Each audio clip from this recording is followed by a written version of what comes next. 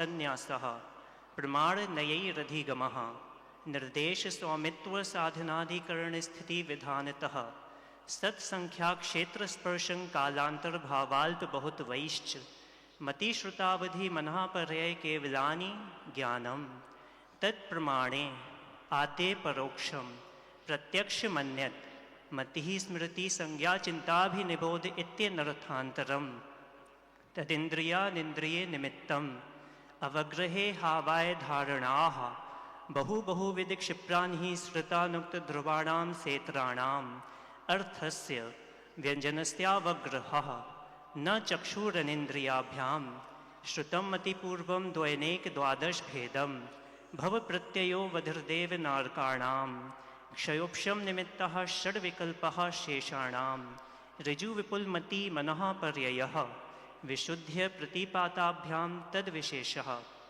विशुद्धि क्षेत्र स्वामी विषयेभ्यो वधि मनः पर्ययोः मति श्रुतियोर्निबंधो द्रव्येष्व सर्वपर्यायेषु रूपेष्ववधेः तदनंत भागे मनः पर्ययस्य सर्वद्रव्यपर्यायेषु केवलस्य एकादीनि भाज्यानि युगपदे कस्मिन्ना चतुर्भ्यः मति श्रुतावधयो विपर्ययश्च सदसतो रविशेषाद्य द्रच्छोपलब्धे रुन्मत्तवत् नैगम संग्रह व्यवहारर्जु सूत्र शब्द समभिरूढ़ैभं भूतानयाः इति प्रथमोऽध्यायः। नमो नमः।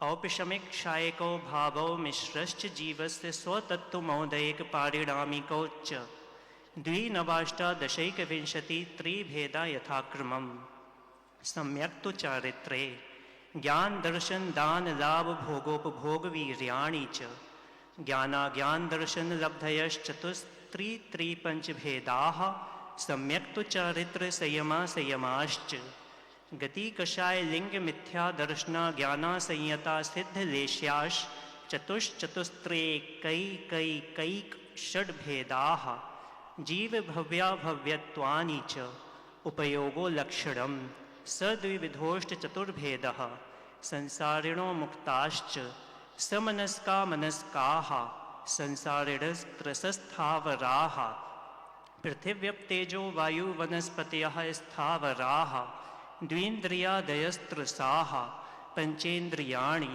द्विविधानि निर्वृत्युपकरणे द्रव्येन्द्रियं लब्ध्युपयोगौ भावेन्द्रियं स्पर्शन रसन घ्राण चक्षुः श्रोत्राणि स्पर्श रस गंध वर्ण शब्दास्तदर्थाः श्रुतमनेन्द्रियस्य वनस्पत्यन्तानामेकं कृमि पिपीलिका भ्रमर मनुष्यादीनामेकैकवृद्धानि संज्ञनः समनस्काः विग्रह गतौ कर्मयोगः अनुश्रेणी गतिः अविग्रहा जीवस्य विग्रहवती च संसारिणः प्राक चतुर्भ्यः एक समया विग्रहा एकम द्वौ त्रीन् वानाहारकः समूर्छन गर्भोपपाद जन्म सचित्त शीत संवृताः सेत्रा मिश्राश्चैकशस्तद्योनयः जरायुजाण्डज पोतानां गर्भः देवनारकाणामुपपादः शेषाणां समूर्छनम् औदारिक वैक्रिकाहारक तेजस्कार्मणानि शरीराणि परम परम सूक्ष्मं प्रदेशतो संख्ये गुणं प्राक तेजसात् अनंत गुणे परे अप्रतिघाते अनादि संबंधे च सर्वस्य तदादीनि भाज्यानि युगपदे कस्मिन्ना चतुर्भ्यः निरुपभोगमन्त्यं गर्भसमूर्छनजमाद्यम् औपपादिकं वैक्रियकं लब्धि प्रत्ययं च तेजसमपि शुभम विशुद्धमव्याघाति चाहारकं प्रमत्त संयतस्यैव नारक सम्मूर्छनो नपुंसकानि न देवाः शेषास्त्रिवेदाः औपपादिक चर्मोत्तम देहा संख्ये वर्षायुषो नपवर्त्यायुषः इति द्वितीयोऽध्यायः। नमो नमः। रत्न शर्करा बालुका पंक धूम तमो महातमः प्रभा भूम्यो घनाम्बुवाताकाश प्रतिष्ठाः सप्ताधोदः तासु 63 पंचविंशति पंचदश दश त्रि पंचोनैक नरक्षत सहस्राणि पंच चैव्यथाक्रमम् नारका नित्या शुभतर लेश्या परिणाम देह वेदना विक्रियाः परस्परोदीरित दुःखाः संक्लिष्टासुरोदीरितदुःखाश्च प्राक् चतुर्थ्याः तेष्वेक त्रि सप्त दश सप्तदश द्वाविंशति त्रयस्त्रिंशत् सागरोपमा सत्त्वानां परा स्थितिः जम्बूद्वीप लवणोदादयः शुभनामानो द्वीपसमुद्राः द्विर्विष्कम्भाः पूर्वपरिक्षेपणो वलयाकृतयः तन्मध्ये मेरुनाभिर्वृत्तो योजनशतसहस्रविष्कम्भो जम्बूद्वीपः भरतहैमवत हरिविदेह रम्यक हैरण्यवतैरावतवर्षाः क्षेत्राणि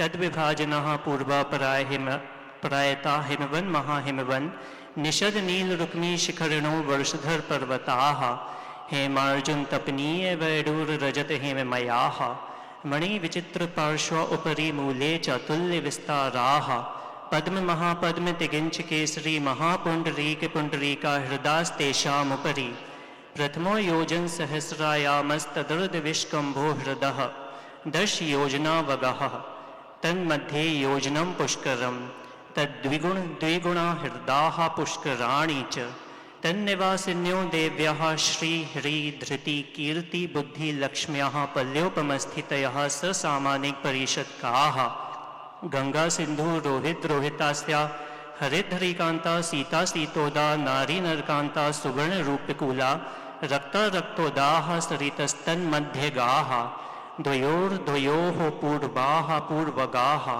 शेषास्तुपर्गाः 14 नदी सहस्र परिवृता गंगा सिंधवादयो नद्यः भरतः 26 पंचयोजन शतविस्तारः षट्चैकोनविंशति भागा योजनस्य तद्विगुण विस्तारा वर्षधर वर्षा विदेहान्ताः उत्तरा दक्षिण तुल्याः भरतैरावतयोर्वृद्धि ह्रासो षट् समयाभ्यामुत्सर्पिण्य विसर्पणीभ्यां ताभ्यां परा भूम्योवस्थिताः एक द्वि त्रि पल्योपमस्थितयो हैमवतकहारि वर्षक दैव कुर्वकाः तथोत्तराः विदेहेषु संख्येय कालाः भरतस्य विष्कम्भो जम्बूद्वीपस्य 90 शतभागः द्विर्धातकी खण्डे पुष्करार्धे च प्राङ्मानुषोत्तरान् मनुष्याः आर्यामिलेच्छाश्च भरतैरावत विदेहाः कर्मभूम्योऽन्यत्र देव कुरुत्तर कुरुभ्यः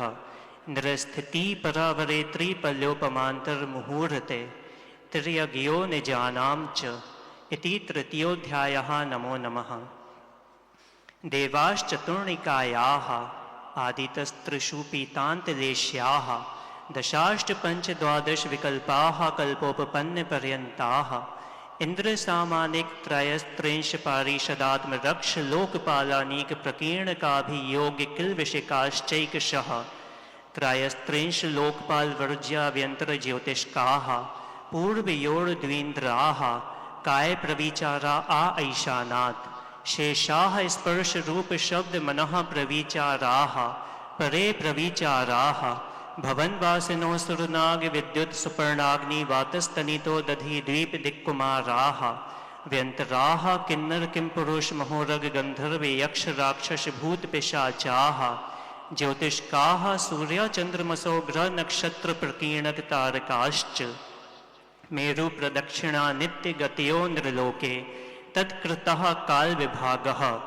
बहिरवस्थिताः वैमानिकाः कल्पोपपन्नाः कल्पातीताश्च उपरि सौधर्मैशान सानत कुमार माहेन्द्र ब्रह्म ब्रह्मोत्तर लांतव कापिष्ट शुक्र महाशुक्र शतार सहस्रारेश वानत प्राणतयोरार्णाच्युतयोर्नवसु ग्रैवेयकेषु विजय वै जयंत जयंता पराजितेषु सर्वार्थ सिद्धौच्च स्थिति प्रभाव सुख द्युतिलेश्या विशुद्धीन्द्रियावधि विषयतोऽधिकाः गति शरीर परिग्रहाभिमानतो हीनाः पीत पद्म शुक्ललेश्या द्वित्रिशेषेषु प्राग्रैवेयकेभ्यः कल्पाः ब्रह्मलोकालया लौकान्तिकाः सारस्वतादित्यवहनैरुणगर्दितोयतुषिताव्या बाधारिष्टाश्च विजयादिषु द्विचर्माः औपपादिक मनुष्येभ्यः शेषास्त्रियज्ञोनयः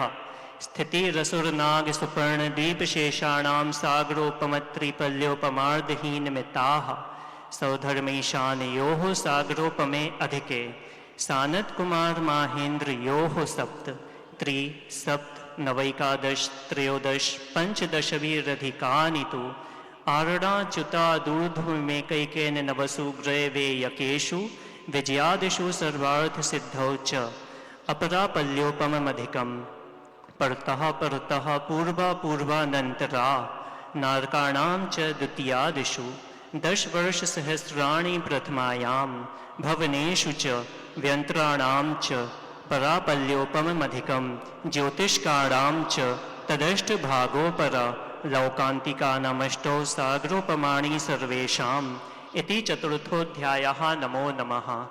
अजीवकाया धर्माधर्माकाशपुद्गलाः द्रव्याणि जीवाश्च नित्यावस्थितान्यरूपाणि रूपिणः पुद्गलाः आकाशादेकद्रव्याणि निष्क्रियाणि च असंख्येयाः प्रदेशा धर्माधर्मैकजीवानाम् आकाशस्यानन्ताः संख्येयाश्च पुद्गलानां नाणोः लोकाकाशे वगाः धर्माधर्मयोः कृत्स्ने एकप्रदेशादिषु भाज्याः पुद्गलानाम् असंख्येभागादिषु जीवानां प्रदेशसंहारविसर्पाभ्यां प्रदीपवत् गतिस्थित्युपग्रहो धर्माधर्मयोरुपकारः आकाशस्यावगाः शरीरवाङ्मनः प्राणापानाः पुद्गलानां सुख दुःख जीवितमरणोपग्रहाश्च परस्परोपग्रहो जीवानां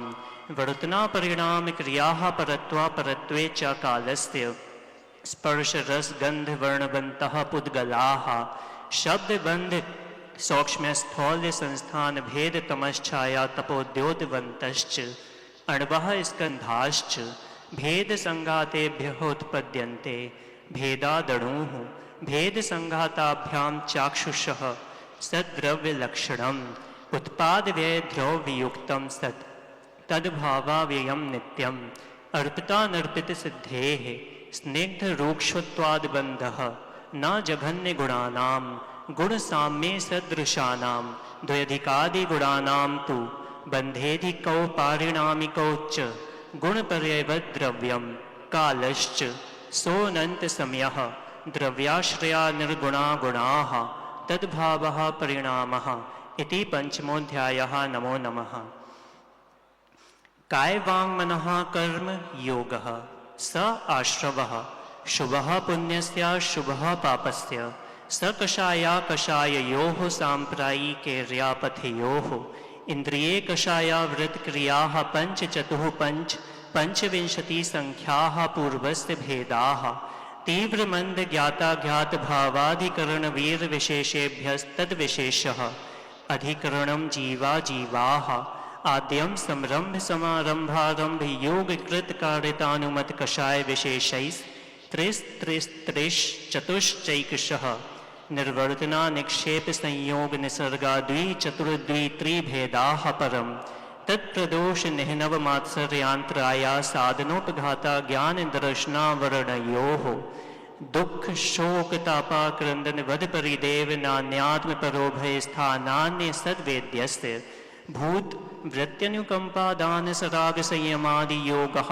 क्षान्तिः शौचमिति सद्वेद्यस्य केवली श्रुत संग धर्म देवा वर्ण दर्शन मोहस्य कषायोदया तीव्र परिणामश्चारित्र मोहस्य बहवारंभ परिग्रहत्वं नारकस्यायुष्यः मायातैर्यज्ञोनस्य अल्पारंभ परिग्रहत्वं मानुषस्य स्वभावमार्दवं च निःशीलव्रतत्वं च सर्वेषां सराग संयमा काम निर्जरा बाद तपांसी दैवस्य सम्यक्त्वं च योग वक्रता विसंवादनं च शुभस्य नाम्नः तद्विपरीतं शुभस्य दर्शन विशुद्धिर्विनय संपन्नता शील व्रतेश वनति चारो भीक्षण ज्ञानोपि योग संवेगौ शक्ति तस्त्याग तपसी साधु समाधिर्वैया वृत्तिकरण मर्हदाचार बहुश्रुत प्रवचन भक्ति रावश्यका परिहारिर्मार्ग प्रभावना प्रवचन वत्सलत्वमिति तीर्थकरत्वस्य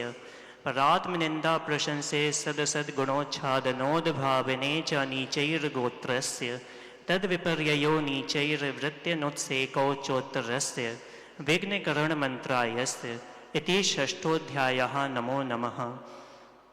हिंसा नृतस्ते या ब्रह्म परिग्रहेभ्यो विरतिर्विरतं देश सर्वतोणुमहति तत्स्थैर्यार्थं भावनाः पंच पंच वाङ्मनोगुप्तिर्यादान निक्षेपण समित्यालोकितपान भोजनानि पंच क्रोध लोभ भीरुत्तु हास्य प्रत्याख्यानान्यनुवीचि भाषणं च पंच शून्यागार विमोचितावास परोपरोधाकरण भैक्ष शुद्धि सधर्मा विसंवादाः पंच स्त्री राग कथा श्रवण तन्मनोहरांग निरीक्षण पूर्व रतानुस्मरण श्रेष्ठ रस स्वशरीर संस्कार त्यागाः पंच मनोज्ञा मनोगेन्द्रिय विषय राग द्वेष वर्जनानि पंच हिंसा दिश्विहा मुत्रा पाया बद्ध दर्शनम दुःखमेव वा मैत्री प्रमोद कारुण्य माध्यस्थ्यानि च सत्तु गुणाधिक क्लेश्य माना विनेयेषु जगत काय स्वभावो व संवेग वैराग्यार्थम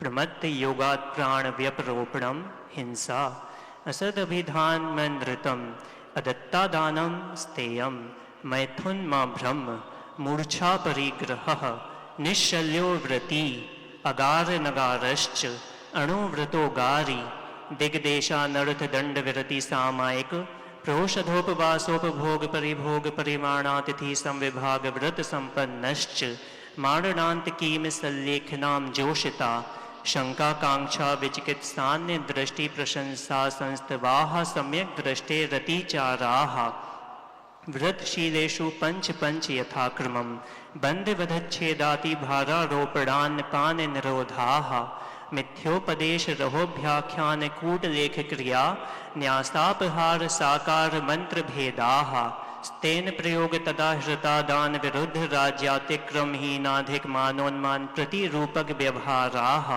पर विवाह करणे तुरेका परिग्रहीता गमनानंग क्रीड़ा काम तीव्राभिनिवेशाः क्षेत्र वास्तु हिरण्य सुवर्ण धन धान्य दासी दास कुप भांड प्रमाणातिक्रमाः ऊर्ध्वाधस्तिर्यज्ञ व्यतिक्रम क्षेत्र वृद्धि स्मृत्यंत्राधानानि आनयन प्रेष्य प्रयोग शब्द रूपानुपात पुद्गलक्षेपाः कंदर्प कौतिकोच्च मौखर्या समीक्षादिकरणोपभोग परिभोगानर्थक्यानि योग दुष्प्रणिधानानादर स्मृत्यनुपस्थानानि अप्रत्यवेक्षता प्रमार्जितोत्सर्गादान संस्तरोपक्रमणानादर स्मृत्यनुपस्थानानि सचित्त संबंध सम्मिश्राविशब्दोपक्वाहाराः सचित्त निक्षेपा पिधान पर व्यपदेश मात्सर्य कालातिक्रमाः जीवित मरणाशंसा मित्रानुराग सुखानुबंध निदानानि अनुग्रहार्थम स्वस्याति सर्गो दानम विधि द्रव्य दात्री पात्र विशेषात् तद विशेषः इति सप्तमोऽध्यायः। नमो नमः। मिथ्या दर्शना विरति प्रमाद कषाय योगा बंध हेतवः सकषायत्वात् जीवः कर्मणो योग्यान् पुद्गलानादत्ते सबन्धः प्रकृति स्थित्यनुभव प्रदेशास्तद्विधेयः आद्यो ज्ञान दर्शनावरण वेदनीय मोहिन्यायुर्नाम गोत्रांतरायाः पंच नव द्वयष्टाविंशति चतुर्द्विचत्वारिंशत् द्विपंच भेदा यथाक्रमम् मतिश्रुतावधि मनः पर्यय केवलानां चक्षुरचक्षुरवधि केवलानां निद्रा निद्रा निद्रा प्रचला प्रचला प्रचलास्त्यान गृध्यश्च सद सद वेद्ये दर्शन चारित्र मोहनीया कषाय कषाय वेदनीयाख्या स्त्री द्वि नव षोडश भेदाः सम्यक् तो मिथ्यात्व तदुभयान्य कषाय कषायौ हास्य रत्य रति शोक भय जुगुप्सय स्त्री पुण्य पुंसक वेदा अनंतानुबंध्य प्रत्याख्यान प्रत्याख्यान संज्वलन विकल्पाश्चैकशः क्रोधमान माया लोभाः नारक तैर्यज्ञोन्मानुष दैवानि गति जाति शरीरांगोपांग निर्माण बंधन संघात संस्थान संघनन स्पर्श रस गंध वर्णानुपूर्व गुरु लघुपघात पर घाता तपोद्योतोच्छ्वास विहायोगतयः प्रत्येक शरीर त्रस्वभग सुस्वर शुभ सूक्ष्म पर्याप्ति स्थिरादे यशः कीर्ति सेतराणि तीर्थकरत्वं च उच्चैर्नीचैश्च दान लाभ भोगोपभोग वीर्याणाम् आदितस्तिसृणामन्त्रायस्य चत्रिंशत् सागरोपम कोटिकोट्यः परस्थितिः सप्ततिर्मोहनीयस्य विंशतिर्नाम गोत्रयोः त्रयस्त्रिंशत् सागरोपमान्यायुषः अपरा द्वादश मुहूर्ता वेदनीयस्य नाम गोत्रयो रष्टौ शेषाणामन्तर्मुहूर्ता विपाकोऽनुभवः स यथा नाम ततश्च निर्जरा नाम प्रत्ययाः सर्वतो योग विशेषात् सूक्ष्मैक क्षेत्रावगाः स्थिताः सर्वात्मप्रदेशेष्वनन्तानन्त प्रदेशाः सद्वेद्य शुभायुर्नाम गोत्राणि पुण्यम् अतोन्यत् पापम् इति अष्टमोऽध्यायः। नमो नमः। आश्रव निरोधः संवरः स गुप्ती समिति धर्मानुप्रेक्षा परिशः जय चारित्रैः तपसा निर्जरा च सम्यग् योग निग्रहो गुप्तिः ईर्याभाषैषणादान् निक्षेपोत्सर्गाः समितयः उत्तम क्षमा मार्दवार्जव शौच सत्य संयम तपस्त्यागा किंचन्य ब्रह्मचर्याणि धर्मः अनित्या शरण संसारैकत्वा न्यत्वा शुच्याश्रव संवर निर्जरा लोक बोधि दुर्लभ धर्म स्वाख्या तत्वानुचिंतन मनुप्रेक्षाः मार्गाच्यवन निर्जरार्थम परिशोढव्याः परिशहाः क्षुत्पिपासा शीतोष्ण दंश मशक नाग्न्या रतिस्त्री चर्या निषद्या शय्या क्रोश वध याचना लाभ रोग तृण स्पर्श मल सत्कार पुरस्कार प्रज्ञा ज्ञानादर्शनानि सूक्ष्म सांप्राय छदमस्त वीतरागयोश चतुर्दश एकादश जिने बादर सांप्राये सर्वे ज्ञानावरणे प्रज्ञा ज्ञाने दर्शन मोहांतराययोर दर्शना लाभौ चारित्र मोहे नाग्न्या रतिस्त्री निषद्या क्रोश याचना सत्कार पुरस्काराः वेदनीय शेषाः एकादयो भाज्या युगपदे कस्मिन्नैकोनविंशतिः सामायिकच्छेदोपस्थापना परिहार विशुद्धि सूक्ष्म सांप्राय यथाख्यातमिति चारित्रम् अनशनावमौदर्य वृत्ति परिसंख्यान रस परित्याग विविक्त शय्यासन काय क्लेशा बाह्यम तपः प्रायश्चित्त विनय वैया वृत्य स्वाध्याय व्युत्सर्ग ध्यान्यान्युत्तरम् नव चतुर्दश पंचद्विभेदा यथाक्रमं प्राग ध्यानात् आलोचना प्रतिक्रमण तदुभय विवेक व्युत्सर्ग तपश्छेद परिहारोपस्थापनाः ज्ञान दर्शन चारित्रोपचाराः आचार्योपाध्याय तपस्वी शैक्षिक ज्ञान गण कुल संघ साधु मनोज्ञानाम् वाचना प्रच्छनानुप्रेक्षाम्नाय धर्मोपदेशाः बाह्याभ्यन्तरोपध्योः उत्तम संहननस्यैकाग्र चिंता निरोधो ध्यान मांत्र मुहूर्तात् आर्त रौद्र धर्म शुक्लानि परे मोक्ष हेतु आर्तम मनोज्ञस्य संप्रयोगे तद विप्रयोगे स्मृति समन्वाहारः विपरीतम मनोज्ञस्य वेदनायाश्च निदानं च तद्विरत देश विरत प्रमत्त संयतानां हिंसा नृतस्तेय विषय संरक्षणेभ्यो रौद्रम विरत देश विरतयोः आज्ञापाय विपाक संस्थान विचयाय धर्म्यम शुक्ले चाद्ये पूर्वविदः परे केवलिनः पृथक त्वैकत्व वितर्क सूक्ष्म क्रिया प्रतिपाति व्युपरत क्रिया निवर्तीनि त्रयेक योगकाय योगा योगानाम एकाश्रय सवितर्क विचारे पूर्वे अविचारम द्वितीयम वितर्कः श्रुतम विचारोर्थ व्यंजन योग संक्रांति सम्यक दृष्टि श्रावक वीरतानंत वियोजक दर्शन मोह क्षपकोपशम कोप शांत मोह क्षपक क्षीण मोह जिनाः क्रमशो संख्ये गुण निर्जराः पुलाक वकुश कुशील निर्ग्रंथ स्नातका निर्ग्रंथाः संयम श्रुत प्रतिसेवना तीर्थलिंग लेशोपादस्थान विकल्पतः साधयाः इति नवमोऽध्यायः। नमो नमः। मोहक्षयाज्ञान दर्शनावरणान्तराय क्षयाच्च केवलम बंध हेतु भाव निर्जराभ्याम कृत्स्न कर्म विप्र मोक्षो मोक्षः औपशमिकादि भव्यत्वानां च अन्यत्र केवल सम्यक्तु ज्ञान दर्शन सिद्धत्वेभ्यः तदनंतर मूर्ध्वं गच्छत्या लोकान्तात् पूर्व प्रयोगादसंगत्वाद बंधच्छेदात् तथा गति परिणामाच्च आविध्य कुलाल चक्रवद व्यपगत लेपा लाभु वदे रंड बीज वदग्नि शिखावच्च धर्मास्तिकाया भावात् क्षेत्र काल गति लिंग तीर्थ चारित्र प्रत्येक बुद्ध बोधित ज्ञानावगाहानांतर संख्याल्प बहुतवतः साध्याः इति दशमोऽध्यायः। नमो नमः। अक्षरमात्रपदस्वरहीनं व्यञ्जनसन्धिविवर्जितरेफं साधुभिरत्र ममक्षमितव्यं को न विमुह्यति शास्त्रसमुद्रे। दशाध्याये परिच्छिन्ने तत्त्वार्थे पठिते सति फलं स्यादुपवासस्य भाषितं मुनिपुङ्गवहि। तत्त्वार्थसूत्रकर्तारं गृध्रपिच्छोपलक्षितं वन्दे गणेन्द्रसञ्जातमुमा स्वामी मुनीश्वरम्। तत्त्वार्थ सूत्र ग्रंथकार आचार्य भगवान श्री उमा स्वामी जी महाराज की जय। इति आम्नाय स्वाध्याय बेलायां सकायोत्सर्गं करोम्यहम्।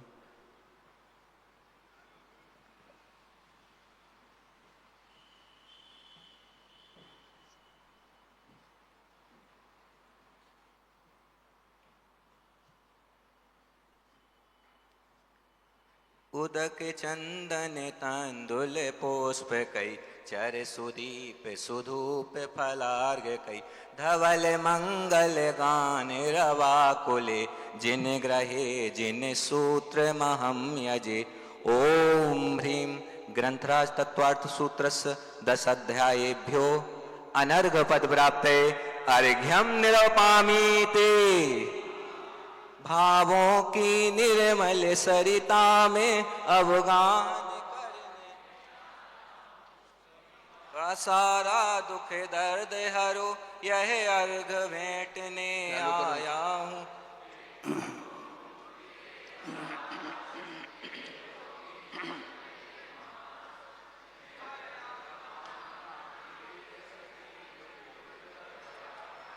ओम भ्रूम अष्टोत्तर शताचार्य अस्माकं भगवन् संत शिरोमणि आचार्य गुरुवर विद्यासागर महामुनीन्द्राय अनर्घ पद प्राप्त अर्घ्यम निरूपामीति।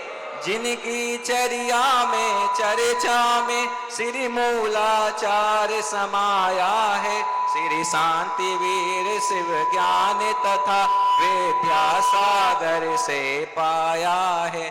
जयवंत रहो इस धरती पर हम भक्तों का उद्धार करो।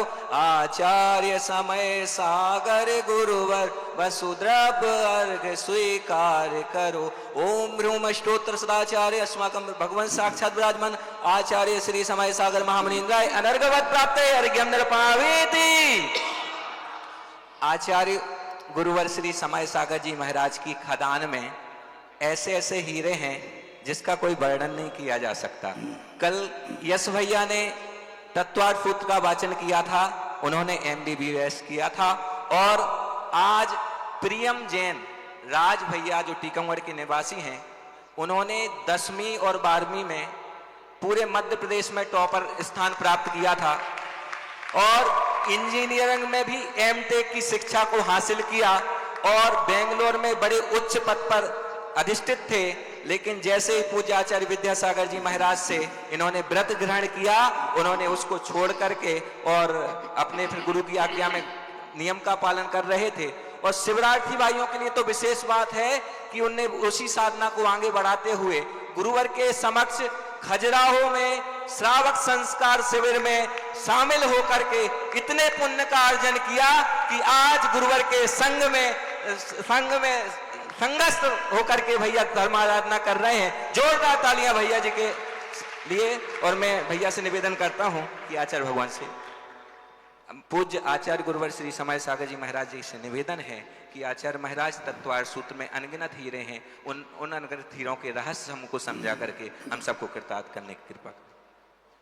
अथ अपराणिक स्वाध्याय वेलायां श्रीमत्श्रुत भक्ति कायु सर्गम करो।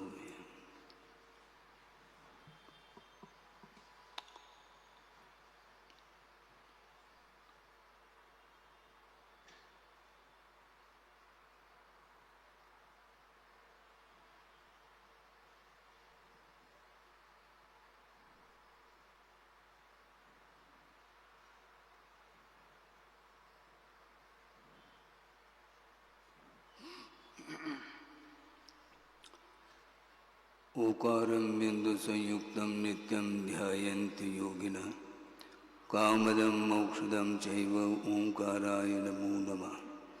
अविरल शब्द गणुग प्रक्षालित सकल भूतल कलंका मुनिविर्वासुत तीर्था सरस्वती रत्नोदुरितं अज्ञानतिमिरान्धानां ज्ञानाञ्जनशलाकया चक्षुरुन्मीलितं येन तस्मै श्रीगुरुवे नमः। परम गुरुभ्यो नमः। परम्पराचार्य गुरुभ्यो नमः। सकलकलशविध्वंसकं श्रेयसां परिवर्धकं धर्मसम्बन्धकं भव्यजीवमनप्रतिबोधकारकमिदं शास्त्रं श्री तत्त्वार्थसूत्रनामधेयम्। अस्य मूलग्रन्थकर्तारः श्री सर्वज्ञदेवाः, तदुत्तरग्रन्थकर्तारः श्री गणधरदेवाः, प्रतिगणधरदेवाः। तेषां वचोनुसारमासाद्य श्रीमत् आचार्यप्रवर श्री उमा स्वामी देवैर्विरचितं। मंगलम भगवान वीरो मंगलम गौतमो वने मंगलम कुंदकुंदाद्यो जैन धर्मोस्तु मंगलम सर्वमंगलमांगल्यम सर्वकल्याणकारकं प्रधानं सर्वधर्माणां जैनम जयतु शासनम। कोटिशतं द्वादशैव कोटो लक्षाणि शीतेस्त्रधिकानि चैव पंचाशदष्टौ च सहस्रसंख्य मेतश्रुतं पंचपदं नमामि। अर्हन्त भास्यत्तं गणहरदेवेः गन्त्ययं सम्मं प्रणमामि भक्तियुक्तो सुगुणान्महो वहिं शिरसा। इच्छामि बन्ते सुधभक्ते कांसगो को दस्सालोचे अंग पयनय पावड़य परियम सुत्त पड़मान वोग पोगय चूलिया चेव सुत्तय तुदम खायम सैनिज कलमंचे में पूजे में वंदामि नमंसामि दुःखो कमको भोगिलाओ सुगय गमनम समाय मरणम जनगुण संपत्ति हूद मध्यम। अथो अपराणिक स्वाध्याय वेलायाम श्रीमद आचार्य भक्ति कायु सर्गम करोगे।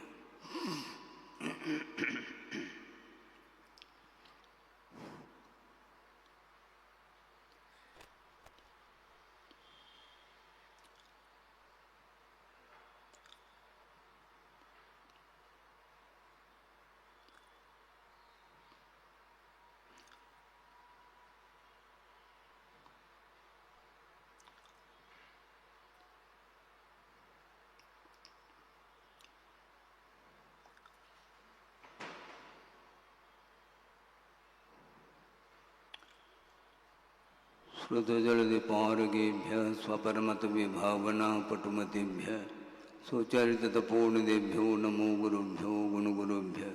छत्तीस गुण समग्रे पंचव्याचारकरण संदर्शे शिष्यानुगकुशले धम्मायिरिये सदा वंदे। गुरुभक्ति संयमेन तरन्त संसार सायरं घोरं चिन्नन्ति अट्टकं मम जन्मन मरणं न पावेन्ति। ये नित्यं व्रतमंत्र होम निरता ध्यानाग्निहोत्राकुला षट्कर्मा विरता तपोधनदना साधु प्रिया साधव शील प्रावरणा गुण प्रहरणा चंद्रार्ग तेजोदिका मोक्षद्वार पाटपाटनवटा प्रीणन्तु मां साधव। गुरुव पांतुनो नित्यं ज्ञान दर्शन नायका चारित्राणो गंभीरा मोक्षमार्गोपदेशका। इच्छामि बन्ते आयुर्बते कांसगो को दस्सालोचन सम्मनान सम्मदंसन संसर्जुत्तानं पंचव्याचाराणां आयुर्यानम् आयारादेशुनानुपदेशानं वज्झायानं तिरेन गुणपालयानं सौसानं सैनिचकलमंचे में पूजे में वंदामि नमंसामि दुःखको कमको भोगिलाओ सुगय गमनम समाय मरणम जनगुण संपत्ति होद मध्यम। मोक्ष मार्गस्य नेतारं वेतारं कर्म भूभृतां ज्ञातारं विश्वतत्त्वानां वंदे तद्गुणलब्धये। ये द्वितीय अध्याय है। प्रथम अध्याय में सम्यक दर्शन के विषयभूत जीवादि तत्वों का व्याख्यान एक सूत्र के माध्यम से संक्षेप से किया था और उन 7 तत्वों में सर्वप्रथम जीव तत्व का उल्लेख किया था। उस जीव तत्व के ये 5 असाधारण भाव हैं जिसका उल्लेख प्रथम सूत्र के माध्यम से किया जा रहा है। औपशमिक्षायिको भावो मिश्रश्च जीवस्य स्वतत्वमोदयिक पारिणामिकौ च।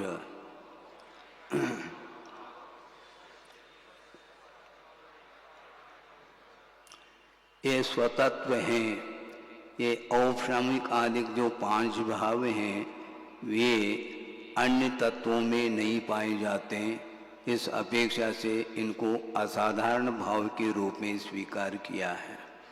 और इन 5 असाधारण भावों में पारिणामिक भाव को छोड़ करके जो औपशमिक आदि 4 भाव हैं वे कर्म सापेक्ष हैं, और अंतिम जो पारिणामिक भाव है वह कर्म निरपेक्ष भाव माना जाता है। जिस कर्म के उपशम से आत्मा में कर्मों की उद्भूति नहीं होती है, उदय नहीं होता है, उसका नाम औपशमिक भाव है। इसका विशेष रूप से क्रम से व्याख्यान किया जाएगा।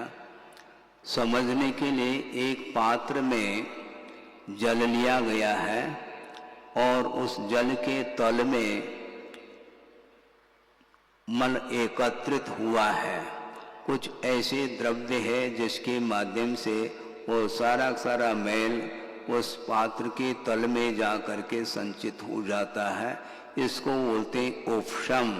उसी प्रकार आत्मगत कुछ ऐसे परिणाम हैं जिन परिणामों के माध्यम से वो सारे कर्म उपशमित हो जाते हैं, उदय में नहीं आते, जिसका नाम औपशमिक भाव कहा। और जिन परिणामों के माध्यम से अत्यंत कर्मों का क्षय हो जाता है, उस क्षय के माध्यम से आत्मा में जो परिणाम उद्भूत हो जाता है उसका नाम क्षायिक भाव कहा।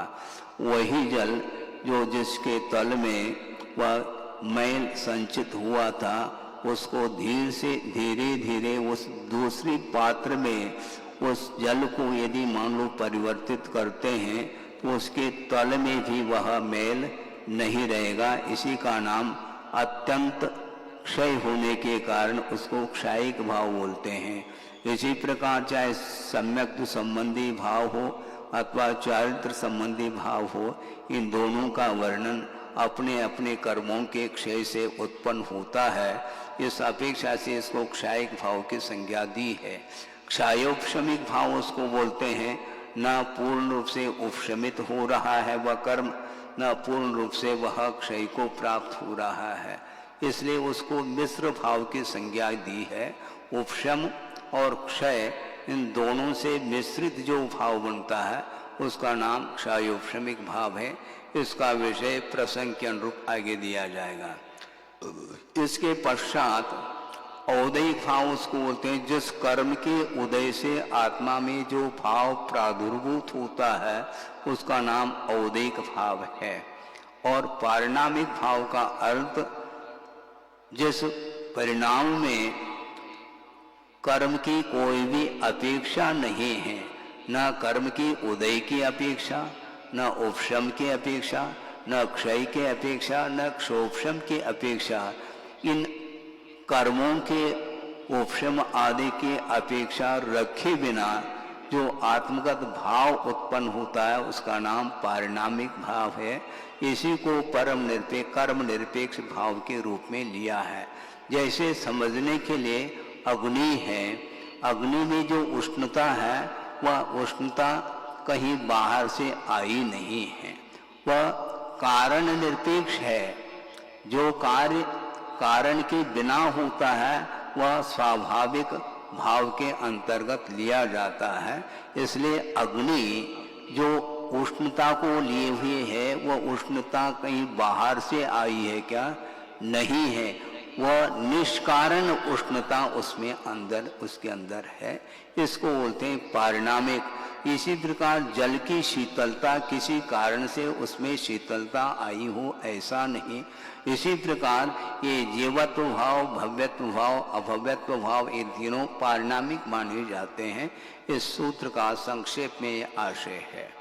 अब इनके उत्तर भेदों के अपेक्षा से वर्णन किया जा रहा है। द्विनवाष्टादशैक विंशति त्रिभेदा यथाक्रमम। यथाक्रम का अर्थ है पूर्व सूत्र में जिन भावों का उल्लेख किया है उसी के अनुरूप ये उत्तर भेदों की संख्या है। औपशमिक भाव के द्वि अर्थात 2 भेद हैं और क्षायिक भाव के 9 भेद हैं और क्षायोपशमिक भाव के 18 अर्थात 18 भेद हैं और औदिक भाव के 1 अर्थात 21 भेद हैं और पारिणामिक भाव के त्रिभेदा, ये 3 भेद हैं। इस प्रकार उत्तर भेदों की अपेक्षा से संख्या के माध्यम से एक सूत्र में उल्लेख आया है। अब इनका नामोल्लेख क्रम से कर रहे हैं। सम्यक्त्व चारित्र्य, प्रसंग में औपशमिक भाव का सर्वप्रथम उल्लेख किया है, इसलिए ये 2 भेद औपशमिक भाव के हो जाते हैं, एक औपशमिक सम्यक और औपशमिक चारित्र। द्विवचनांत पद है, इसलिए औपशमिक सम्यक और औपशमिक चारित्र की अपेक्षा से औपशमिक भाव के ये 2 भेद हो गए। अर्थ ये है कि सम्यक दर्शन के प्रतिपक्षी जो प्रकृति 7 प्रकृति हैं, जो कि दर्शन मुनि संबंधी 3 और चारित्र मुनि में जो अनंतानुमति क्रोधमान माया लोग, इस प्रकार इन 7 प्रकृतियों के सप्तानाम प्रकृति नाम अत्यंत उपशमात, इन 7 प्रकृतियों के उपशम से जो सम्यक्त्व उत्पन्न होता है उसका नाम औपशमिक सम्यक्त्व है। और अवशिष्ट जो चारित्र मुनि संबंधी समस्त प्रकृतियों के उपशम से उत्पन्न होने वाला जो चारित्र है उसका नाम औपशमिक चारित्र माना है। वह औपशमिक चारित्र 11वें गुणस्थान में जाकर के उत्पन्न होता है। वर्तमान में औपशमिक चारित्र नहीं है, इसको ध्यान में रखना चाहिए। वर्तमान में यदि चारित्र है वह औपशमिक चारित्र है। ज्ञान दर्शन दान लाभ भोगो भोग वीर्याणि च, क्षायिक भाव के 9 भेद किए थे, वो कौन कौन से हैं?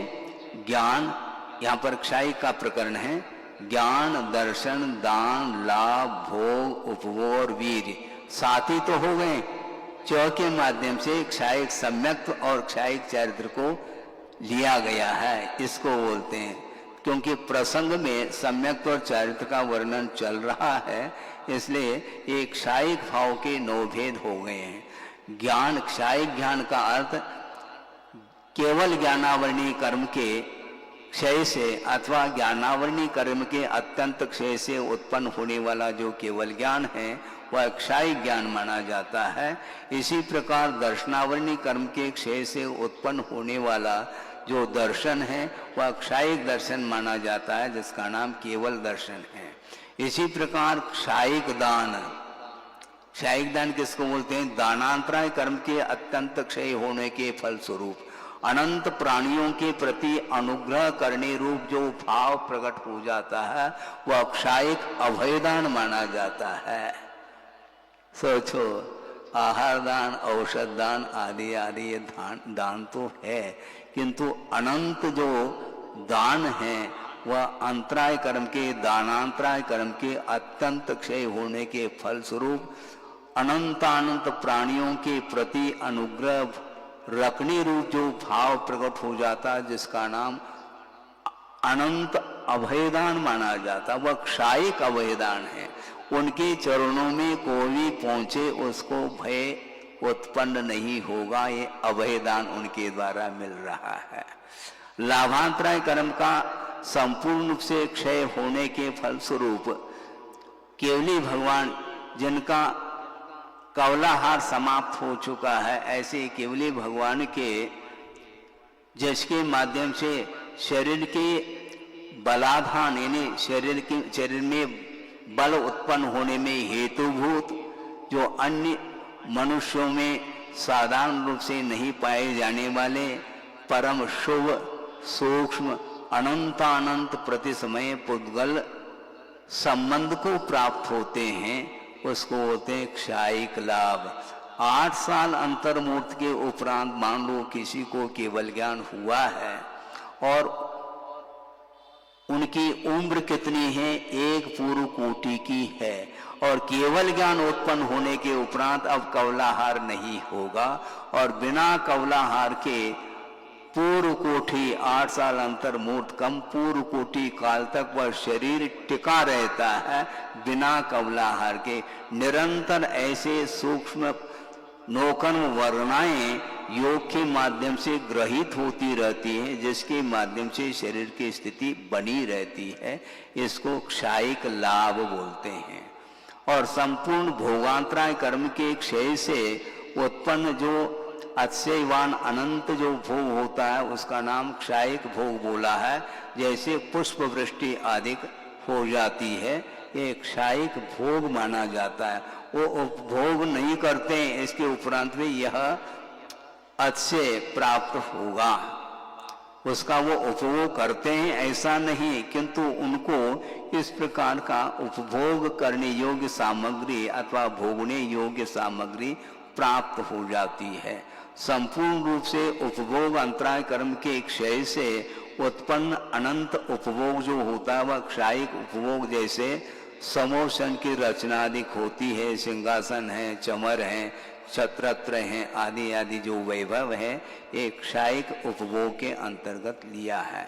इस प्रकार ये 7 भेद हुए हैं और अंत में च शब्द के माध्यम से क्षायिक सम्यक और क्षायिक चारित्र को स्वीकार किया है। तो पूर्व में जिस प्रकार औपशमिक सम्यक में 7 प्रकृतियों के उपशम से औपशम सम्यक उत्पन्न हुआ था, उसी प्रकार उन्हीं 7 प्रकृतियों के अत्यंत क्षय से उत्पन्न होने वाला क्षायिक सम्यक माना जाता है और संपूर्ण मोहनी कर्म के क्षय से उत्पन्न होने वाला वह क्षायिक चारित्र माना जाता है। इस प्रकार यह क्षायिक भाव के 9 भेदों का उल्लेख किया है। ज्ञानाज्ञान दर्शन लब्धयश्चतुस्त्री पंच भेदा सम्यक्त्व चारित्र संयमा संयमाश्च।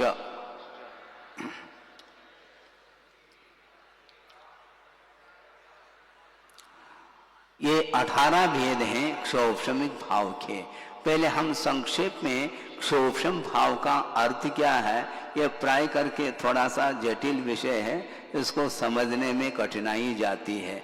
फिर भी संक्षेप में यहाँ पर ये विषय दिया जा रहा है कि कुछ घाती कर्मों में कुछ ऐसे कर्म होते हैं, घाती का अर्थ ये होता है जिन कर्मों के उदय से आत्मा के गुणों का घात हो, उसका नाम घाती कर्म है। और उसमें भी कुछ सर्वघाती और देशघाती के रूप में ये कर्म विभाजित किए गए हैं।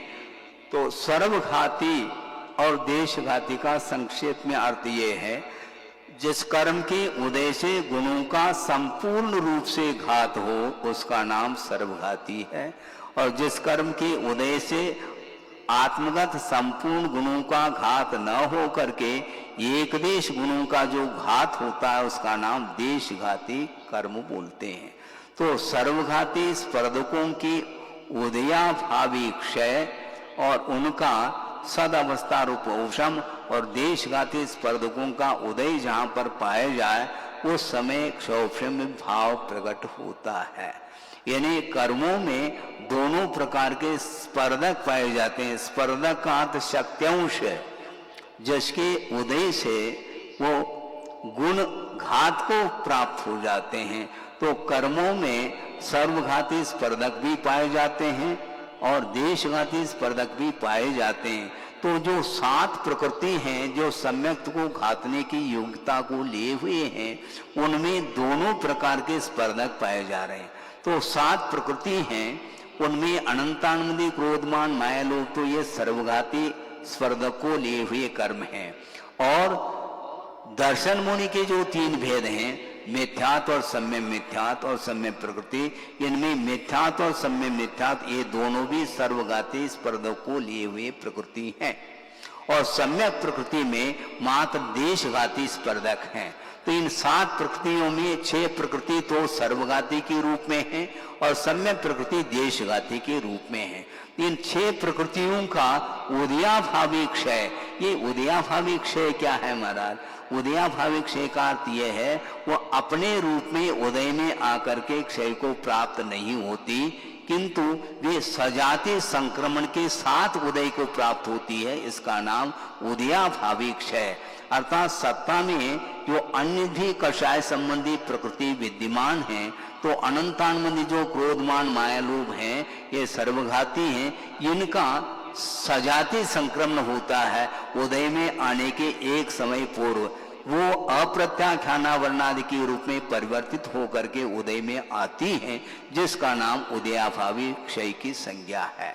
सम्यक दर्शन प्राप्त जो होता है वह अनंतानंदी कर्म का उदयाभावी क्षय और सद अवस्था रूप उपशम का अर्थ भावी काल में आने वाले जो अनंतानुबंधी के जो प्रकृति है उनको उदीरित नहीं करना, उनको वहीं पर उपशमित करना, इसका नाम सदावस्था रूप उपशम है। और सम्यक प्रकृति का उदय ले आना, तो अनंतानंदी क्रोध मान माया लोग इसका अप्रत्याख्यानावरण के रूप में परिवर्तित करके उदय में लाना, और साथ साथ दर्शन मुनि की जो दो प्रकृति है मिथ्यात्व और सम्य मिथ्यात्व, इनका भी सजाति संक्रमण करके सम्यक प्रकृति के रूप में संक्रांत करके उदय में ले आना, यह उदयाभावी क्षय माना जाता है और सम्य प्रकृति का उदय रहता है। ये सारी प्रक्रिया ये क्षोभशम भाव में बनती है, इसको क्षायोपशमिक भाव बोलते हैं। सम्यक्त के प्रसंग में क्षायोपशमिक सम्यक्त के रूप में और चारित्र के प्रकरण में भी यही प्रक्रिया लागू होती है। तो 7 प्रकृतियों में से 6 प्रकृतियों का उदयाभावी क्षय, सदवस्था रूपोपशम और देशघाती के रूप में जो सम्यक प्रकृति है वह उदय को प्राप्त हो जाए, उसका नाम क्षायोपशमिक सम्यक्त्व है। इसी प्रकार क्षायोपशमिक चारित्र जो होता है वह अनंतानुबंधी, अप्रत्याख्यानावर्णी और प्रत्याख्यानावर्णी, इन 12 प्रकृतियों का उदयाभावी क्षय, यानी इनका संज्वलन के रूप में परिवर्तन संक्रांत होकर के उदय में आ जाए और संज्वलन संबंधी देशघाती स्पर्धक का उदय जहां पर हो, उसका नाम क्षायोपशमिक चारित्र है, जो कि सकल चारित्र माना जाता है। पूर्ण रूप से 5 पापों से ऊपर उठने रूप जो भाव है वह क्षायोपशमिक चारित्र के रूप में उसको स्वीकारा है। इसके बाद संयमा संयम आता है, वह पंचम गुणस्थानवर्ती जो देश चारित्र होता है उसकी यह भीतरी परिणति मानी जाती है, जो कि अनंतानुबंधी और अप्रत्याख्यानावर्णी, ये 8 कषाय, क्योंकि प्रत्याख्यानावर्णी का अभी उदय चल रहा है, इसलिए इन 8 प्रकृतियों का उदयाभावी क्षय, सदावस्था रूप उपशम और संज्वलन संबंधी देशघाती स्पर्धक का उदय जहां पर हो वहां पर देश संयम के भाव उत्पन्न होते हैं। इस प्रकार ये क्षोभशमिक भाव के 18 भेद हुए हैं। विस्तार के साथ टीका ग्रंथों के माध्यम से इसका अध्ययन किया जा सकता है। गति कषाय लिंग मिथ्या दर्शना ज्ञाना संयता सिद्धलेशा चतुश्चतुस्त्रय कई कई कई षट भेदा। एक थोड़ा सा विषय और रह गया है, इसमें 18 भेद किए हैं।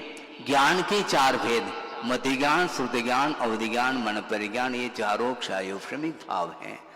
इसके बाद 3 अज्ञान, यानी कुमति ज्ञान, कुश्रुति ज्ञान और कुअवधि ज्ञान, ये 3 अज्ञान माने जाते हैं, किंतु ये क्षायोपशमिक भाव के अंतर्गत इनको लिया है। इस प्रकार ज्ञान तो 8 हो गए, 4 ज्ञान और 3 अज्ञान, ये 7 हो गए। और दर्शन 3, चक्षु दर्शन, अचक्षु दर्शन और अवधि दर्शन, ये भी क्षोभशमिक भाव के अंतर्गत है। क्षोभशमिक भाव का जो स्वरूप बताया है, इन सभी भावों के साथ वह भाव लागू होता है। इस प्रकार इसके बाद 5 लब्धि हैं, दान, लाभ, भोग, उपभोग और वीर, ये क्षायोपशमिक लब्धि हैं और क्षायिक भाव के प्रसंग में यही क्षायिक लब्धि के रूप में स्वीकार किया है। इसके बाद क्या होता है, क्षोभशम सम्यक, क्षोभशम चारित और संयमा संयम, इस प्रकार ये 18 भेद हो जाते हैं क्षायोपशमिक भाव को लेकर के। गति कषाय लिंग मिथ्या दर्शना ज्ञाना संयता सिद्धलेशा चतुश्चतुस्त्रय कई कई कई षट भेदा।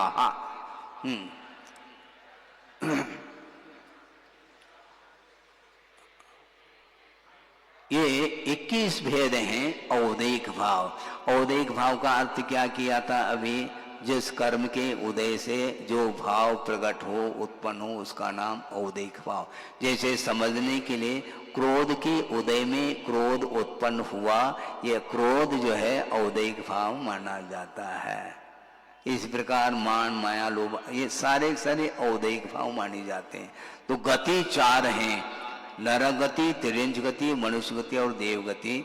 जिस कर्म के उदय से नारक पर्याय उत्पन्न होती है उसका नाम नरगतीय औदिक भाव है। वह स्वयं फील करता है कि मैं नारकी हूँ ऐसा। इसी प्रकार मनुष्य गति, तिर्यंच गति और देव गति के विषय में भी समझ लेना चाहिए। इसी प्रकार 4 कषाय होते हैं, क्रोध, मान, माया, लोभ, जो अपने अपने कषाय के उदय से ये औदिक भाव प्रकट हो जाते हैं। लिंग का अर्थ यहाँ पर वेद लिया है।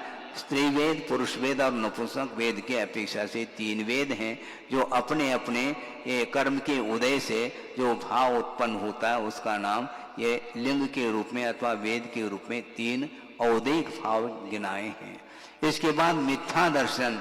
मिथ्या दर्शन कर्म के यानी मिथ्यात्म कर्म के उदय से 7 तत्वों के प्रति श्रद्धा का जो अभाव होता है, अतत्व श्रद्धा कर लेता है, तत्वार्थ श्रद्धा नहीं, तत्व के अर्थ के प्रति श्रद्धा का अभाव हो जाता, उसका नाम मिथ्या दर्शन है।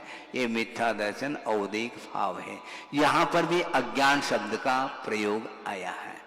अज्ञान, जबकि क्षौक्षमिक भाव में भी अज्ञान का प्रकरण आया था, वहां पर औदिक भाव नहीं, किंतु मति ज्ञानावरणी, श्रुत ज्ञानावरणी और औदिक ज्ञानावरणी कर्म के क्षोभम से प्राप्त जो ज्ञान है वह क्षौक्षमिक भाव होते हुए भी वहां पर मिथ्यात्व कर्म का उदय होने के कारण वो तीनों ज्ञान अज्ञान के रूप में परिवर्तित हुए हैं, किंतु वह औदिक भाव नहीं, किंतु क्षौक्षमिक भाव के अंतर्गत लिया है। यहाँ पर जो अज्ञान भाव आया है वह ज्ञानावरणी कर्म के उदय के कारण अज्ञान भाव। अज्ञान का अर्थ ज्ञान का अभाव, सो अज्ञान ऐसा ले लेना। जैसे समझने के लिए अभी वर्तमान में किसी को अवधि ज्ञान नहीं है, अवधि ज्ञानावरणी कर्म का उदय चल रहा है, इसलिए वह अवधि ज्ञान नहीं हो रहा, यह अज्ञान भाव माना जाता है। इसी प्रकार मन पर ज्ञान और केवल ज्ञान प्रकट नहीं हो रहा है, इसलिए ये अपने अपने कर्म के उदय से यह अज्ञान भाव प्रकट हो जाता है। असंयत का अर्थ सर्वघाती प्रकृति कषाय संबंधी उदय को प्राप्त हो जाए तो संयम ग्रहण करने का भाव जागृत नहीं होता, उसका नाम असंयम भाव कहा है। और असिद्धत्व का अर्थ सामान्य रूप से कर्म के उदय से जो सिद्धत्व की उपलब्धि नहीं होती है, उसका नाम असिद्धत्व भाव। यह 14वें गुणस्थान के अंत तक पाया जाता है, उसके बाद ही सिद्धत्व की उपलब्धि होती है। लेशा, कषाय के साथ संबंध रखने वाली जो योग की प्रवृत्ति है उसका नाम लेशा है, जिसके 6 भेद किए हैं, कृष्ण, नील, कापोत, पीत, पद्म, शुक्ल के रूप में। इसमें आदि की जो 3 लेशाएं वो अशुभ हैं और अंत के 3 शुभ लेशाएं मानी जाती हैं। ये सारे औदिक भाव के अंतर्गत आते हैं। इस प्रकार ये 21 भेद हुए हैं, जिसके ये औदिक भाव के 21 भेद। अब अंतिम एक भाव रह गया, पारिणामिक भाव। जीव भव्या भव्यत्वानुच, जीवत्व, भव्यत्व और अभव्यत्व के रूप में 3 ये पारिणामिक भाव हैं, जो कि कर्म निरपेक्ष भाव माने जाते हैं। किसी कर्म के उदय से जीवत्व भाव आया हो ऐसा नहीं, ये पारिणामिक भाव माना जाता है। यदि किसी कर्म के उदय से जीवत्व आया हो तो कर्म के क्षय से फिर जीवत्व का ही अभाव हो जाएगा, ऐसा होता नहीं, इसलिए इसको पारिणामिक भाव के अंतर्गत लिया है। चैतन्य भाव का नाम ही यहाँ पर जीवत्व के रूप में स्वीकार किया है। भव्यत्व का अर्थ भविष्य में, भवितम योग्य भव्य, भविष्य में रत्नत्रय को प्रकट करने की योग्यता जिस जीव के अंतर्गत हो उसका नाम भव्यत्व भाव है, और जिसके अंदर रत्नत्रय को प्रकट करने की शक्ति यदि विद्यमान नहीं है, योग्यता नहीं है, उसका नाम अभव्य कहा है।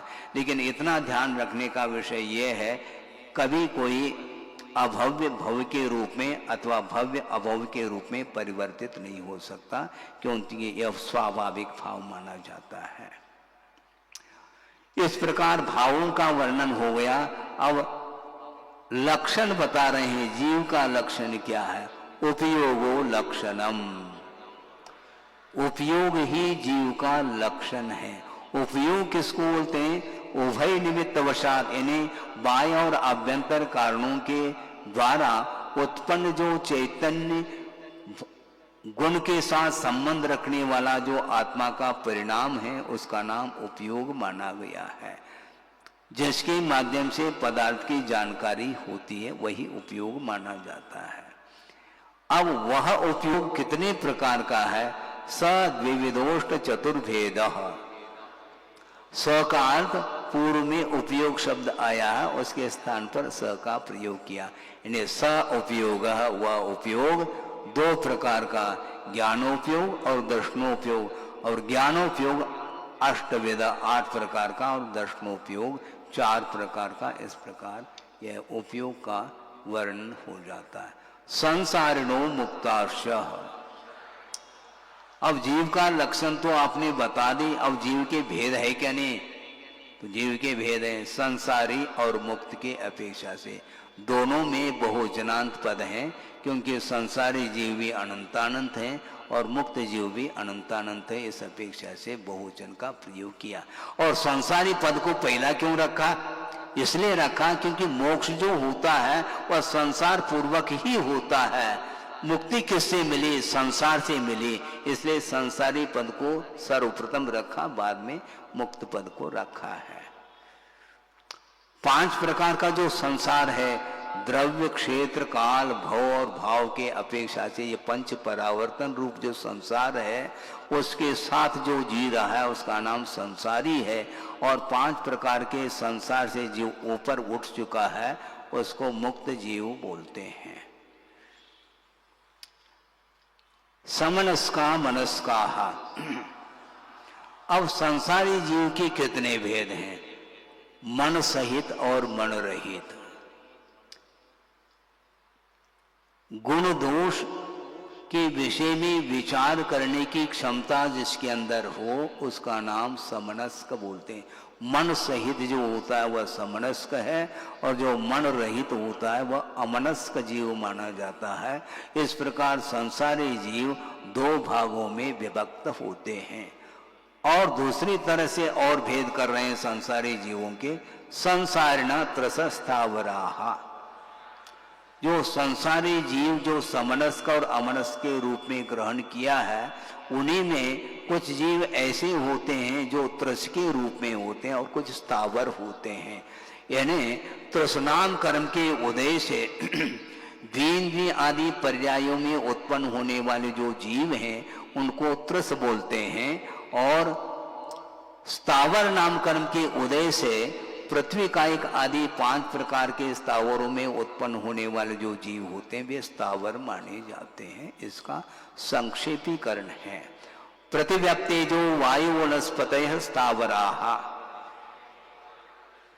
स्थावर ये 5 प्रकार के हैं और उत्तर भेदों की अपेक्षा से अनेक प्रकार हो सकते हैं, किंतु मुख्य रूप से पृथ्वी कायिक, जल कायिक, अग्नि कायिक, वायु कायिक और वनस्पति कायिक, इस प्रकार ये 5 स्थावर माने जाते हैं। स्थावर नाम कर्म के उदय से ये पर्याय उन्हें मिली है। द्विंद्रियादय त्रसाहा। अब देखो सोचने की बात है, ये सारे जीव हैं, महसूस होता है क्या? नहीं होना चाहिए, अन्यथा नहीं लेना, लेकिन एक प्रकार से सारी क्रियाएं देखने में आती हैं। मान लो आपका पैर मान लो किसी चींटी आदि के ऊपर पड़ जाता है, उस समय तो आपको लगता है ये जीव का घात हो गया, ठीक है। वनस्पति, उसका यदि घात होता है उसमें भी एहसास होना चाहिए ये जीव का घात हुआ है मेरे द्वारा, लेकिन प्रायः नहीं होता। ये होता है क्या? बहुत कम महसूस होता होगा, जबकि होना चाहिए। वो एक स्थान से दूसरे स्थान तक जाने की उनके अंदर क्षमता नहीं है, इसलिए उसको स्थावर संज्ञा प्राप्त है। ये पेड़ पौधे हैं अथवा जल कायिक जीव हैं, अग्नि कायिक हैं, ये वायु कायिक हैं और वनस्पति कायिक, ये सारे पृथ्वी कायिक, ये सब जीव हैं। क्योंकि पृथ्वी को जिसने काया बना ली है उसका नाम पृथ्वी कायिक है। जल को ही जिसने काया था शरीर बना ली उसको जल कायिक बोलते हैं। इस प्रकार अग्नि ही जिसका शरीर है वह अग्नि कायिक, और वायु का एक इसी प्रकार वायु को ही काया बना करके वह जी रहा है जीव, इसलिए उसको वायु कायिक बोलते हैं। और वनस्पति कायिक तो आप देखते हैं। इस प्रकार इनमें भी जीवत्व है, ऐसा इसका ज्ञान होना चाहिए। तब कहीं जाकर जो महाव्रती होता है वह स्थावर हिंसा से भी ऊपर उठ जाता है। द्विंद्रियादय त्रसाहा, द्विंद्रिय आदि के त्रसजीव माने जाते हैं। द्विंद्रिय, तीन इंद्रिय, चौरेंद्रिय और पंचेंद्रिय, ये सारे सारे त्रसजीव माने जाते हैं।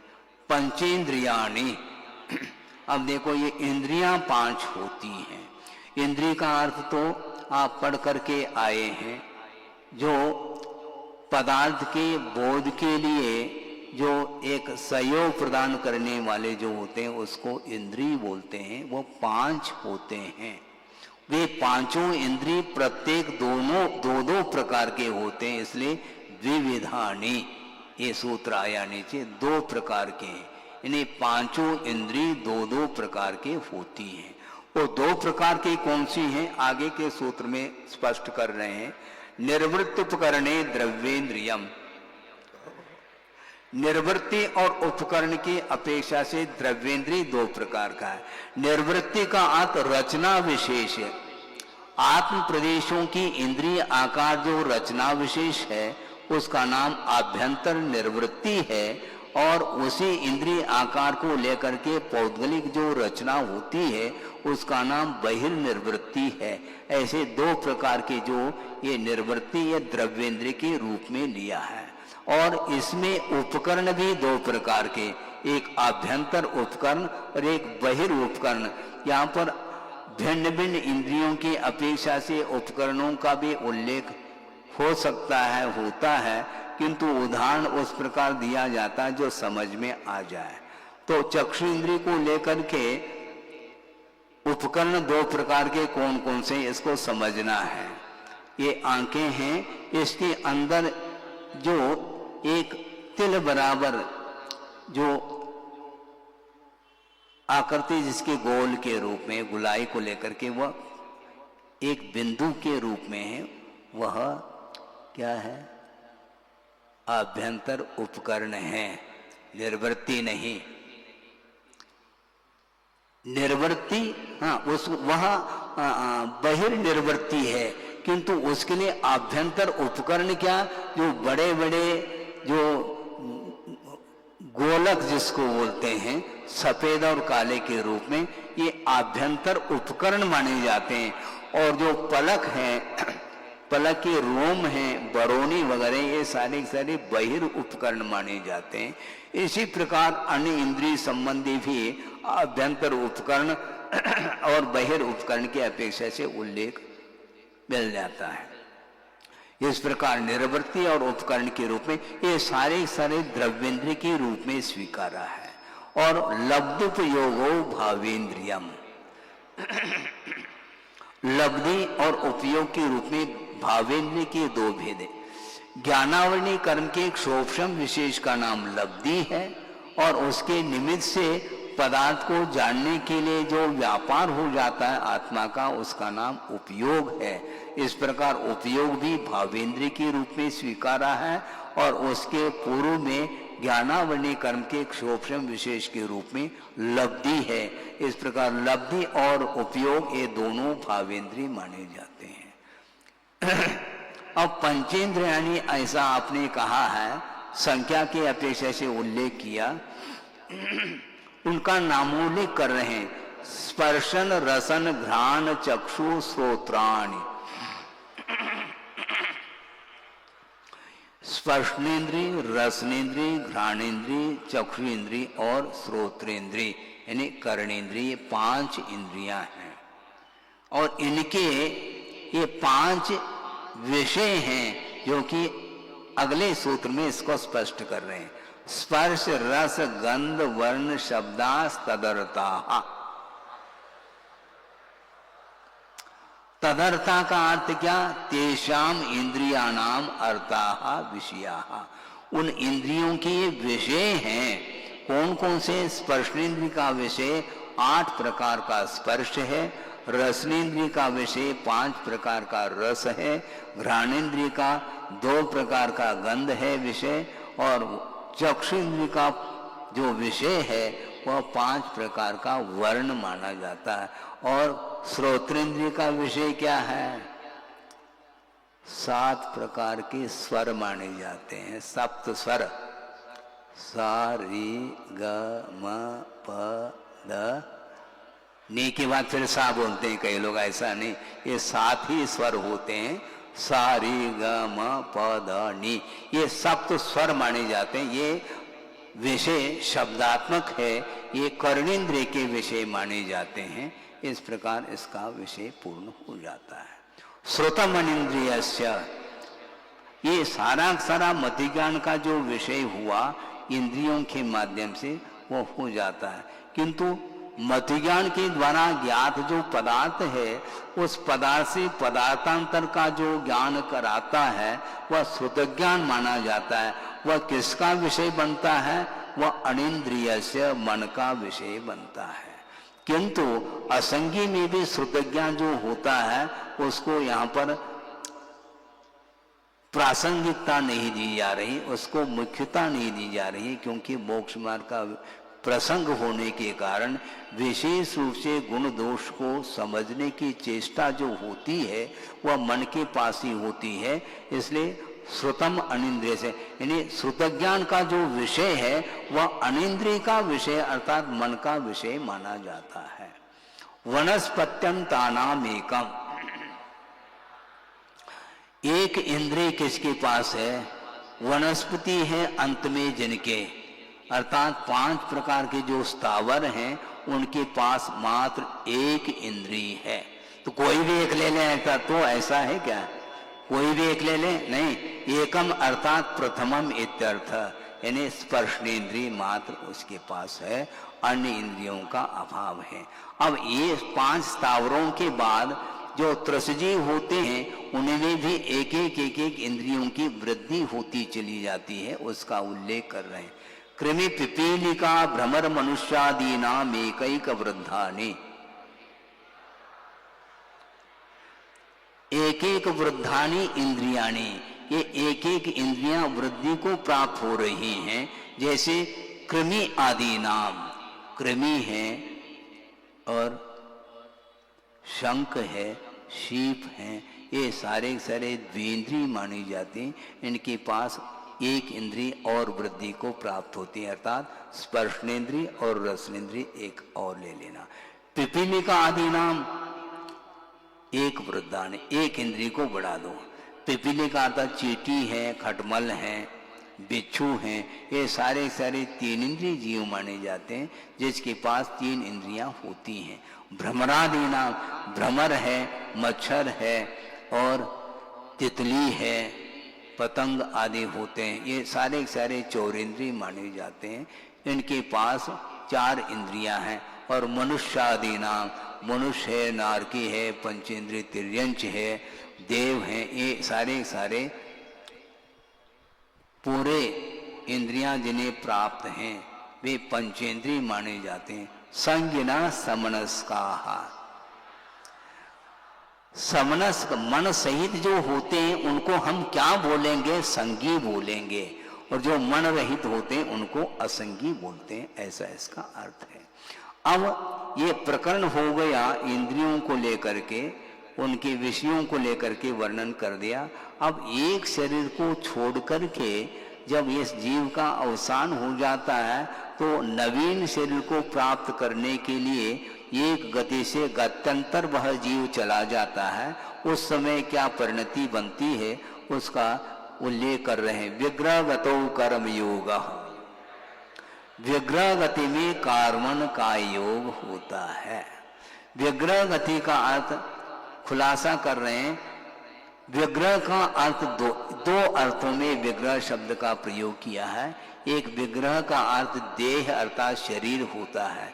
विग्रहाय गति इति विग्रह गति, नवीन शरीर को प्राप्त करने के लिए जो गति होती है उसका नाम विग्रह गति है। एक ये अर्थ है, किंतु दूसरा अर्थ ये है विरुद्ध ग्रह विग्रह, यानी व्याघात इत्यर्थ है, यानी वह विग्रह के साथ वक्र गति का नाम यहाँ पर विग्रह गति लिया है। जो सीधी गति होती है उसको ईशु गति अथवा ऋजु गति बोलते हैं, और वक्र गति अर्थात मोड़े के साथ जो गति होती है उसका नाम विग्रह गति है।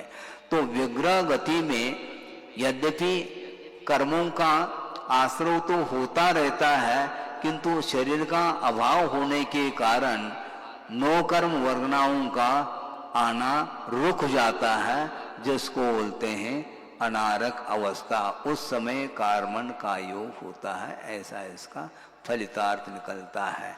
किंतु गति जो होगी, चाहे वह विग्रह गति हो चाहे ऋजु गति हो, श्रेणी के अनुरूप ही गति होती है, ऐसा उल्लेख अगले सूत्र में किया जा रहा है। अनुश्रेणी गति है, श्रेणी के आकाश के पंक्ति के अनुरूप ही गति होती है। ये बहुत सूक्ष्म विषय है। आकाश वैसे ही अमूर्त हैं और उनके प्रदेश भी अमूर्त है ही, किंतु उनके आकाशों के प्रदेशों की पंक्ति के अनुरूप ही गति से गत्यंतर होते समय उस जीव की गति होती है, ऐसा इसका आशय है। श्रेणी के अनुरूप गति, विश्रेणी गति नहीं। आकाशों की प्रदेशों की पंक्ति, ना आकाश देखने में आ रहा ना उसके प्रदेश देखने में आ रहे, श्रद्धांत का तो विषय बनाना पड़ेगा ना, इसलिए ये कहा अविग्रहा जीवस्य। विग्रह रहित जो गति होती है वह ऋजु गति मानी जाती है। वह किसकी होती है? सूत्र में तो जीवस्य आया है, किंतु टीकाकार कह रहे हैं मुक्त जीवस्य। यहाँ पर मुक्त जीव तो कहा नहीं महाराज, अगले सूत्र में संसारी पद आ रहा है। इससे पारसिक न्याय से जीवस्य का अर्थ मुक्त जीवस्य इत्यर्थः। मुक्त जीव की जो गति होती है वह विग्रह रहित गति मानी जाती है। वहां पर जाकर के मुक्त नहीं हो रहे हैं, इसी धरती पर जिन्हें निर्वाण प्राप्त हुआ है और निर्वाण होने के उपरांत एक समय में उनकी जो गति होती है वह ऋजु गति होती है, जो कि विग्रह रहित मानी जाती है। और बाकी सबकी विग्रहवती च संसारिणः प्राक् चतुर्भ्यः।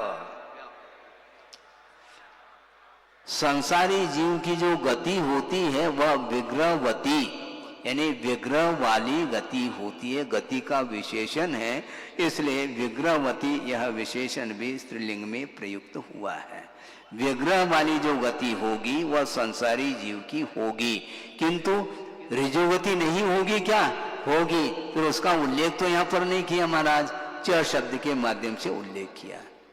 विग्रहवती और च अर्थात अविग्रहवती अपि, ये इसका अर्थ है। संसार दशा में विग्रह वाली भी गति होती है और विग्रह रहित भी एक समय वाली गति होती है, ऐसा इसका तात्पर्य है। किंतु प्राक चतुर्भ्यः, चार समय से पहले पहले, चतुर्थ समय में निश्चित रूप से वह पहुंच जाता है। तीन समय लगते हैं विग्रह गति के लिए, चौथे समय में वह आहारक हो जाता है। एक समय विग्रहा, एक समय वाली जो गति है वह अविग्रह गति मानी जाती है। ऋजु गति में एक ही समय लगता है, इसलिए वह अनारक अवस्था उसमें नहीं बनती, आहारक अवस्था ही बनती है। एकम दो त्रिवान आहारकः, एक समय, दो समय अथवा तीन समय अनारक अवस्था मानी जाती है। ये तीन समय तक, अधिकतम तीन समय तक नौकर्म वर्णाओं का ग्रहण रुक जाता है, इसलिए इसको अनारक अवस्था कही गई है।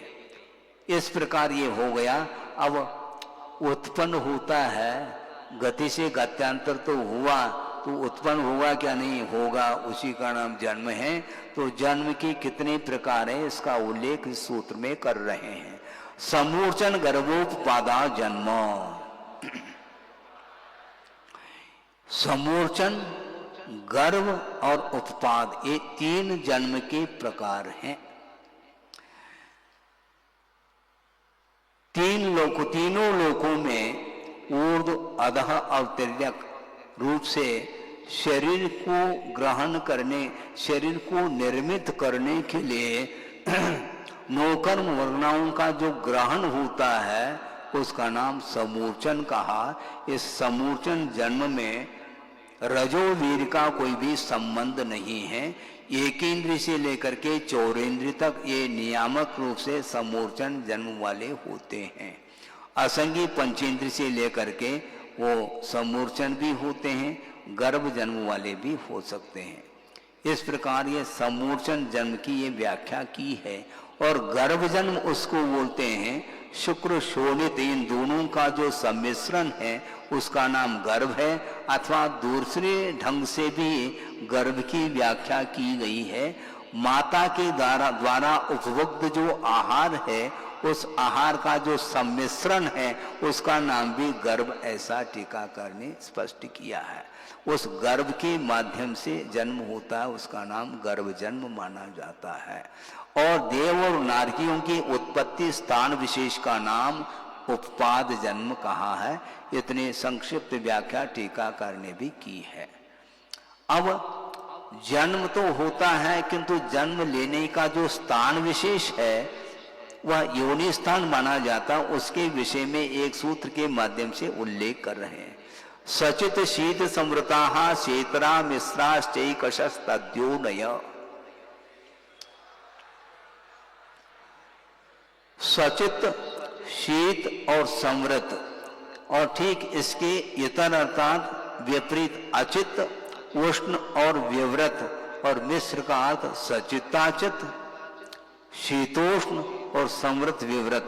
इस प्रकार ये जन्म स्थान कि ये 9 भेद हो जाते हैं और उत्तर भेदों के अपेक्षा से 84 लाख योनियों का भी वर्णन आता है। सचित का अर्थ यहाँ पर चेतना सहित जो उत्पत्ति स्थान है उसका नाम सचित योनि कहा है।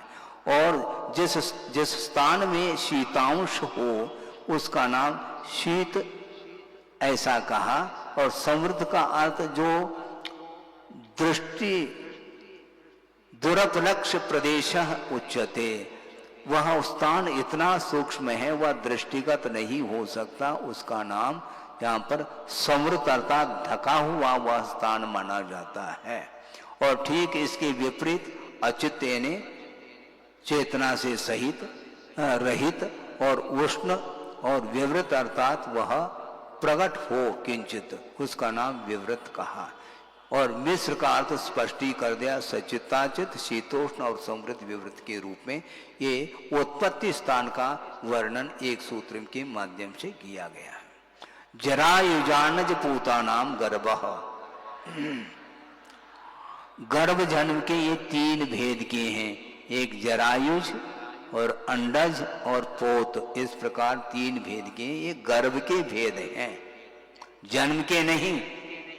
ऐसा लगता है कि ये जन्म के 3 भेद हो, जन्म के 3 भेद तो कर चुके हैं, समूर्चन, गर्भ और उपपाद, किंतु गर्भ के 3 भेद कर रहे हैं, एक जरायुज और एक अंडज और पोत।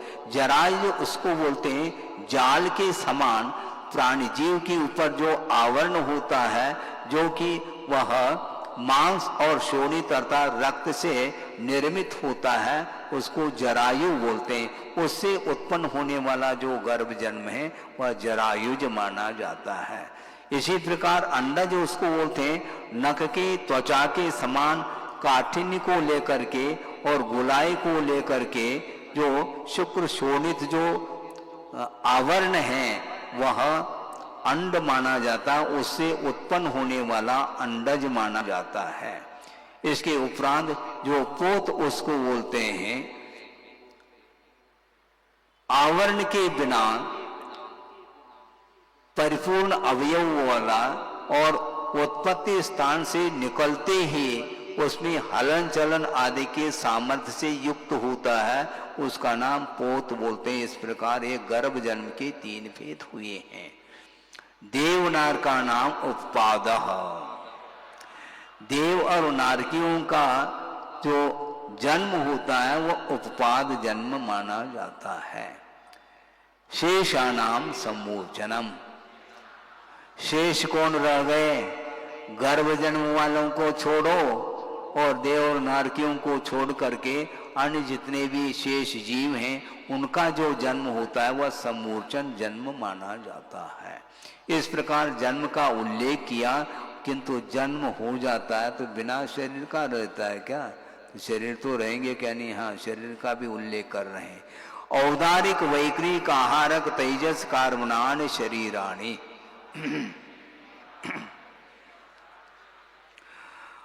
उदार का अर्थ स्थूल होता है। नौकर्म वर्णांग के माध्यम से शरीर का निर्माण होता है, तो औदारिक शरीर नामकरण के उदय से जो मनुष्य और त्रियंशों को जो शरीर प्राप्त हो रहा है वह औदारिक शरीर माना जाता है। और वैक्रिक शरीर उसको बोलते हैं। वैक्रिक शरीर नामकरण के उदय से छोटे बड़े आदि अनेक प्रकार के रूप को धारण करने की क्षमता जिस शरीर में हो उसका नाम वैक्रिक शरीर माना जाता है। और सूक्ष्म पदार्थों में ज्ञान प्राप्त करने के लिए और असंयम से दूर होने के लिए प्रमथ संयत गुणस्थानवर्ती जो श्रमण है उसके मस्तिष्क से वह एक हाथ का जो पुतला निकलता है वह आहारक शरीर माना जाता है। ये दिखाई नहीं पड़ता, न वैक्रिक शरीर देखने में आ रहा है न आहारक शरीर देखने में आ रहा है। इसका वर्णन भी आगे सूत्र के माध्यम से करेंगे। तेजस शरीर उसको बोलते हैं जो औदानिक वैक्रिक और आहारक शरीर को कांति प्रदान करने वाला जो शरीर होता है उसका नाम तेजस शरीर मानते हैं। और कार्बन शरीर का अर्थ यह बीजभूत है। समस्त कर्मों के उत्पन्न होने में ये बीजभूत है और वह कार्बन शरीर एक विशिष्ट शरीर का नाम है जिसके माध्यम से ये भिन्न भिन्न शरीरों को प्राप्त करने के लिए उसका योगदान होता है। परम परम सूक्ष्मम, ये जितने भी शरीर हैं ये आगे आगे सूक्ष्मता को लिए हुए हैं। इन्हें औदारिक शरीर सबसे स्थूल माना जाता है। वह आंखों के द्वारा दिखाई भी नहीं दे रहा है, फिर भी वह सूक्ष्म नहीं है, वह स्थूल है। उस औदारिक शरीर से वैक्रिक शरीर और सूक्ष्म होता है, उससे आहारक शरीर और सूक्ष्म होता है और तेजस और कार्बन शरीर और सूक्ष्म होते चले गए। ये दृष्टिगत नहीं होते हैं, किंतु प्रदेशों के अपेक्षा से क्या विशेषता है तो अगले सूत्र में स्पष्ट कर रहे हैं। प्रदेश तो संख्ये गुणम प्राक तेजसात, तेजस शरीर से प्राक यानी पूर्व पूर्व में प्रदेशों की अपेक्षा से असंख्यात गुणी उसमें परमाणु पाए जाते हैं। सबसे कम परमाणु औदारिक शरीर में, उससे असंख्यात गुणी परमाणु वैक्रिक शरीर में, उससे असंख्यात गुणी परमाणु आहारक शरीर में। किंतु आहारक शरीर में जितने परमाणु हैं उनसे अनंत गुणी परमाणु तेजस शरीर और उससे अनंत गुणे परमाणु कार्बन शरीर में है। इसको बताने के लिए अगला सूत्र है अनंत गुणे परे।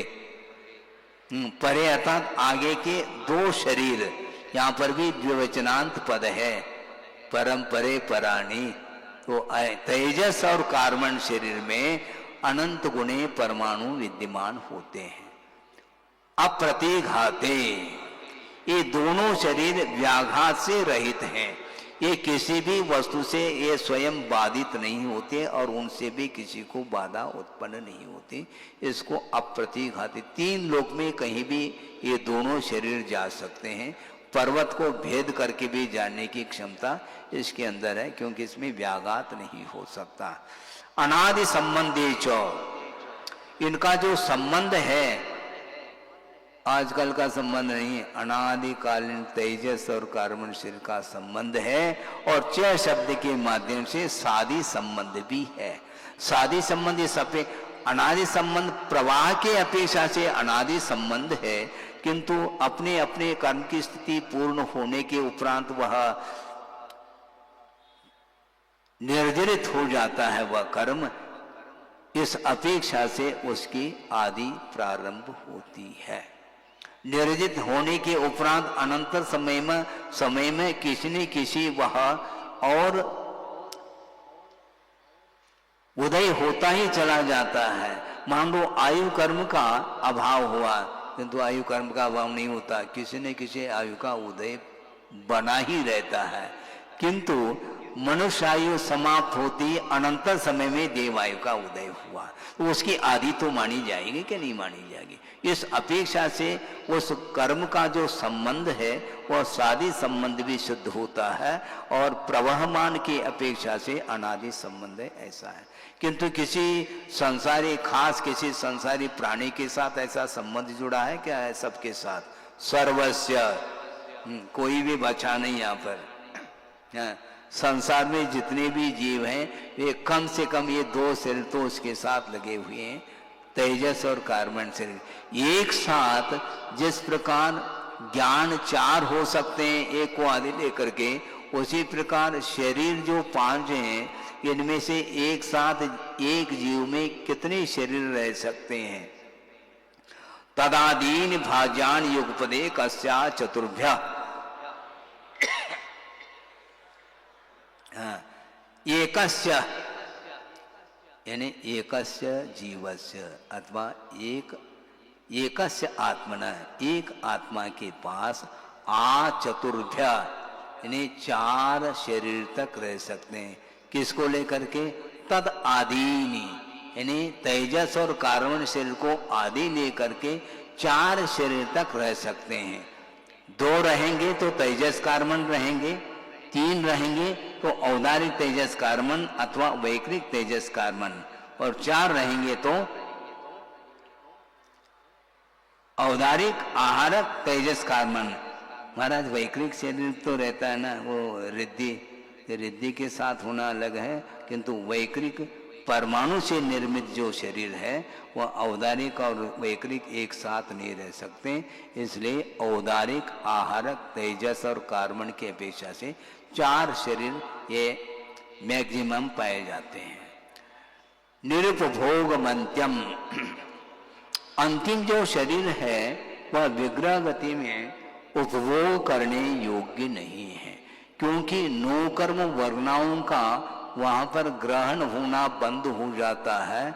ऐसी स्थिति में वह विग्रह गति में कार्बन शरीर उपभोग करने योग्य नहीं है, क्योंकि नौ कर्म का अभाव है। कर्म का जो फल मिलता है वह नौ कर्मता शरीर के अभाव में नहीं मिल सकता।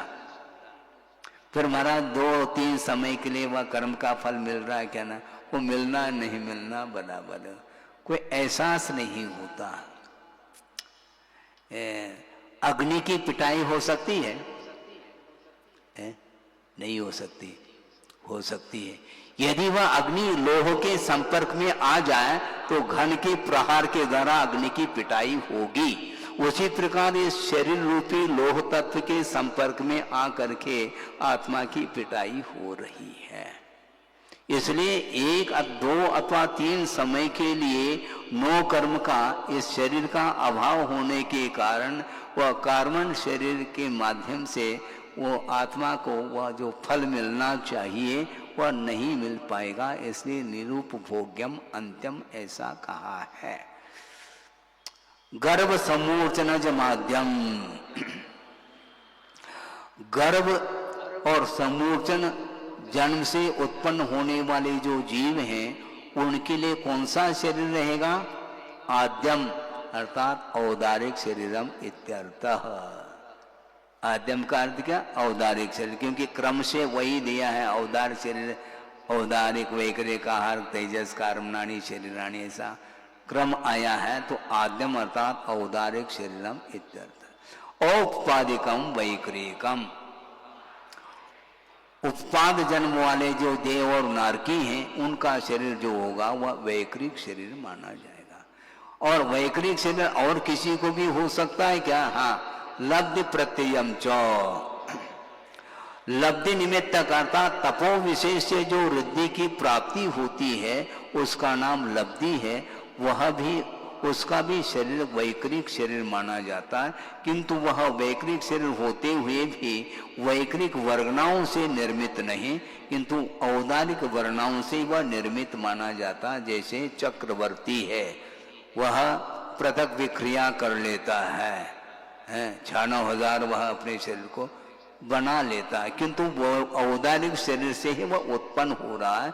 इस अपेक्षा से उसको भी वैकृक लब्धि के निमित्त से उत्पन्न होने वाला भी वैकृक शरीर माना जाता है। इसी प्रकार तेजसम अपि लब्धि प्रत्ययम ये जोड़ लेना उसके साथ, यानी तेजस शरीर जो होता है वह भी लब्धि निमित्तक होता है। एक निस्सरणात्मक एक अनिस्सरणात्मक दो प्रकार के तेजस शरीर है। जो अनादिकालीन जो तेजस शरीर का संबंध है जीव के साथ वह तो अनिस्सरणात्मक तेजस शरीर माना जाता है, और निस्सरणात्मक जो तेजस शरीर है वह प्रशस्त तेजस शरीर और अप्रशस्त तेजस शरीर के रूप में उत्पन्न होता है। जो बाएं हाथ से कंधे से उत्पन्न होने वाला जो तेजस शरीर है वह अशुभ तेजस शरीर माना जाता है, जिसके माध्यम से कितने 9 योजन द्वीपायन के द्वारा द्वारिका जली थी। 12 योजन सोचो विचार करो, ये तेजस समुद्गात माना जाता है। अशुभ तेजस समुद्गात के माध्यम से इस प्रकार घटित हो जाता है, और शुभ तेजस के माध्यम से भी वह योजनों में जो सुभिक्ष छा जाता है। मान लो वन में जंगल में दावाग्नि जिसको बोलते हैं अग्नि, और उसके माध्यम से जीव त्राय कर रहे हैं। उस समय ऐसे मुनि महाराज जो ध्यान में लीन हैं और वह दृश्य सामने देखने को मिल रहा है, उस समय उनके अंदर जो करुणा के अनुकंपा के ऐसे भाव उत्पन्न होते हैं जिसके माध्यम से दाएं कंधे से वह पुतला निकल जाता है और चारों ओर वह सुभीक्ष छा जाता है। इसको प्रशस्त तेजस बोलते हैं। यह भी लब्धि निमित्तक ही होता है। इन्हें तपो विशेष से जो रिद्धि प्राप्त होती है उसी का नाम लब्धि कहा। शुभम विशुद्धम अव्याघात चाहारकम प्रमथ संयतस्यैव। ये आहारक जो शरीर है वह एक हाथ का पुतला मस्तिष्क से निकलता है, वह शुभात्मक है और विशुद्ध परिणाम से उत्पन्न हुआ है और व्याघात से रहित है। किंतु व्याघात से रहित होते हुए भी तीनों लोक में व्याघात से रहित है ऐसा नहीं लेना, किंतु यह 2.5 द्वीप के अंतर्गत वह किसी भी स्थान में पहुंच जाए तो वह आहारक शरीर बाधा को प्राप्त नहीं होता। इस अपेक्षा से उसको अव्याघाती कहा। इस प्रकार आहारक शरीर किसको प्राप्त होता है? प्रमथ संयतस्य एव ऐसा कहा। जो प्रमथ संयत 6ठे गुणस्थानवर्ती जो श्रमण है उनके मस्तिष्क से ही ये पुतला निकल जाता है और शंका का समाधान अधिक प्राप्त हो जाता है। ये इस प्रकार आहारक शरीर का वर्णन किया। अब वेद का प्रसंग आता है। नारक सम्मूर्छनो नपुंसकानि। नारकी और सम्मूर्छन जन्म वाले जो जीव हैं उनके पास नपुंसक वेद ही पाया जाता है। द्रव्य से भी नपुंसक और भाव के अपेक्षा से भी वह नपुंसक वेद वाले माने जाते हैं। न देवाहा, किंतु देव नहीं है ऐसा नहीं लेना, किंतु देवगति में नपुंसक वेद नहीं होता, इसका अर्थ है प्रासंगिक।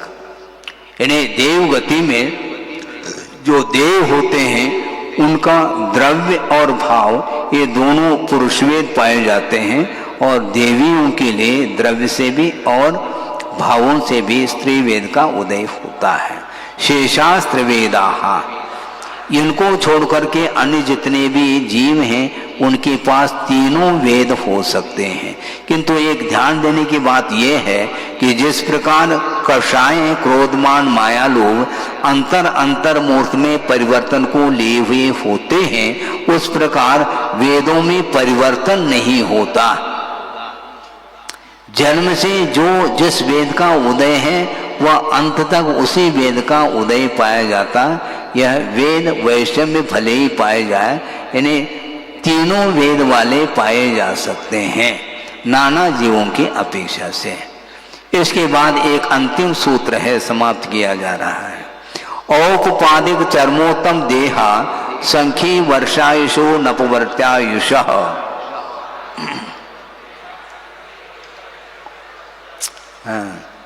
औपपादिक अर्थात देवनार की और चर्मोत्तम शरीर वाले यानी चर्म शरीरी। उत्तम का अर्थ और कोई विशेष टीकाकार ने खोला नहीं है, जो चर्म शरीर है उन्हीं को उत्तम इस विशेषण से जोड़ करके कथन कर रहे हैं। अथवा उन्होंने ये भी एक स्पष्ट रूप से पृथक रूप से उल्लेख किया कि चर्म देहा इति अपि पाठः, ऐसा कहा। उत्तम शब्द मिलता भी नहीं है, ऐसा भी पाठ मिलता है, केवल चर्म देहा ऐसा उन्होंने उल्लेख किया। चर्म देह का अर्थ जो है, जो अंतिम शरीर वाले होते हैं, जिस भाव से जिन्हें निर्वाण का लाभ होता है, उनको तद्भव मोक्षगामी जिसको बोलते हैं। तो औपवादिक अर्थात देवनार की और उसी भाव से मुक्त होने वाले जीव और असंख्य वर्ष वाले, असंख्यात वर्ष वाले का तो भोग भूमि जो मनुष्य और तिर्यंच होते हैं, वे अनपवर्त्यायुष, ये सारे इनका अकाल मरण नहीं होता। देवगति में और नरगति में जो जीव होते हैं उनका अकाल में मरण नहीं होता। इसी प्रकार तद्भव मोक्षगामी जीव का भी अकाल मरण नहीं होता। और असंख्यात वर्ष वाले भोग भूमि तिर्यंच और मनुष्य का भी अकाल मरण नहीं होता। और इनको छोड़ करके जितने भी जीव हैं उनका अकाल मरण भी हो सकता है और सकाल मरण भी होता है। इस प्रकार यह अंतिम सूत्र के माध्यम से जीव तत्व का वर्णन करने वाला ये दूसरा अध्याय समाप्त हो जाता है। बोधि समाधि परिणाम शुद्धि स्वात्मोपलब्धि शिव शोक सिद्धि चिंतामणिम चिंतित वस्तुदाने त्वां वंदमानस्य ममास्तु देवी। परम पूजाचार्य गुरुवर श्री विद्यासागर जी मुनि महाराज की जय।